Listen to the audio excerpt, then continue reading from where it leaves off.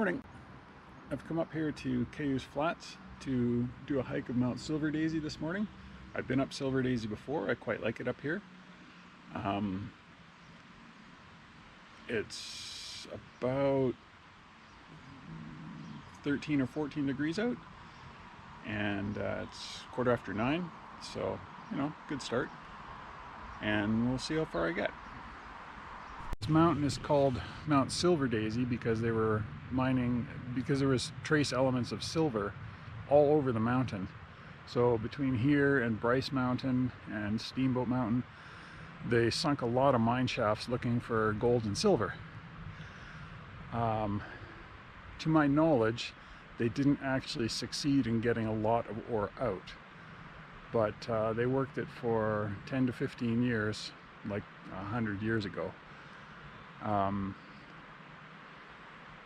with very little success, as it turns out.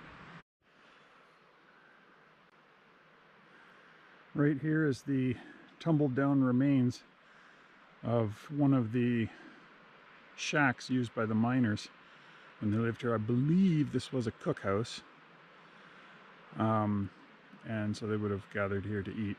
And then there was a bunkhouse right up there on that bench, but it's been taken away or destroyed or rotted. But that's what happens if something doesn't get used for 100 years. Well, it took me 4 hours and 10 minutes to make it to the summit. I just finished lunch, and it's almost time to go. It's too bad because I really like it here, but gotta get home. So unsurprisingly, there's no one else here, but it's beautiful. That's Mount Dewdney. That little green valley is Punchbowl Pass, where Henry and I were staying last weekend. And that's Snass Peak. Well, it's several of the summits of Snass. And that broad valley is the Skayest River Valley. And that's looking into the center of Manning Park. This is what the trail portion of this trip looks like. The trail is partly flagged. There's a flag there, and there's, I don't know if you can see it, there's an orange flag on this little tree.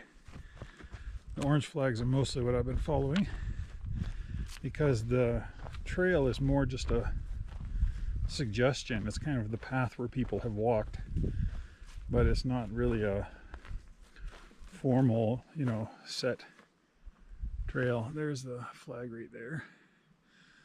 So the flags are a little faded, but if you're careful and you follow the route, they're fairly easy to pick up.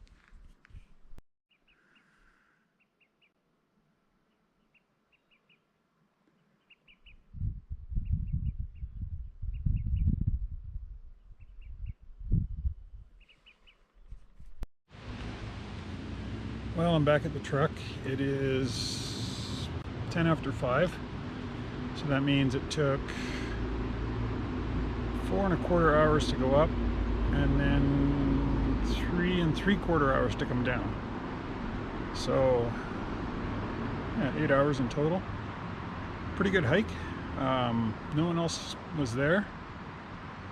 In fact, I've only seen 3 people all day, and one of those 3 is in the car next to me. So I'm just doing the usual post-trip wrap-up stuff, and do a bit of cool down stretching and then drive home. But pretty good day.